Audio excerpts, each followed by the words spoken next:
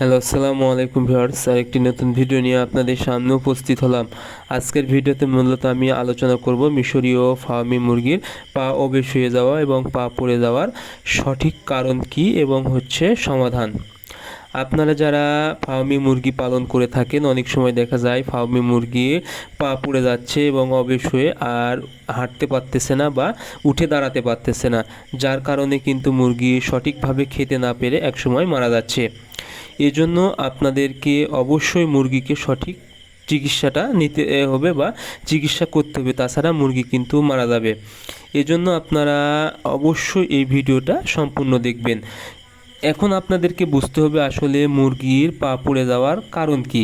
এটি মূলত তিনটি ভুলের কারণে আপনাদের মুরগির পা পড়ে যায় বা অবেশ হয়ে যায়। আপনারা যদি এই তিনটা ভুল ধরতে পারেন এবং সেই অনুযায়ী সমাধান খুঁজেন বা চিকিৎসা করতে পারেন, আশা করি আপনাদের মুরগি 7 দিনের মধ্যে সুস্থ হয়ে যাবে।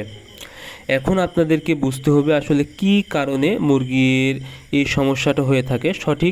সর্বপ্রথম যে সমস্যা সেটা হলো মুরগির যদি শরীরে ভিটামিনের অভাব থাকে, অর্থাৎ B1 B2 B6, এটি মূলত আপনারা বাচ্চা অবস্থায় মুরগিকে দেওয়ার চেষ্টা করবেন। অর্থাৎ 6 দিন বয়স থেকে 12 দিন বয়সে যদি দিয়ে দেন B1 B2 B6, তাহলে কিন্তু পরবর্তীতে মুরগির কোনোভাবেই পা পড়ে যাবে না।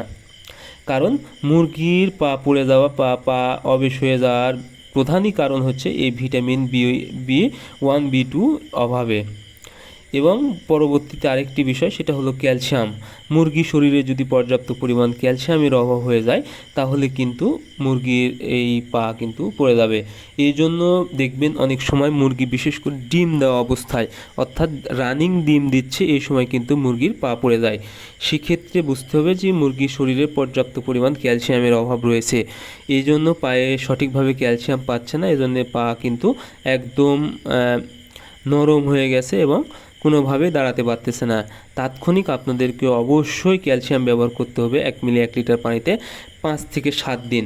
আশা করি আপনাদের মুরগি সুস্থ হয়ে যাবে। এবং আপনারা অবশ্যই ডিম রানিং অবস্থায় থাকা সময় আপনারা নিয়মিত এই মুরগিকে 1 মাস পর পর ক্যালসিয়াম ব্যবহার করবেন। এরপরে ভিটামিন ডি। আপনারা ভিটামিন ডি এর অভাবে কিন্তু মুরগির পা পড়ে যায় বা অবেশ হয়ে যায়। এই জন্য আপনারা মুরগিকে কি করবেন, কোনোভাবে যেন অন্ধকারে না রাখেন, সেদিকে খেয়াল রাখবেন।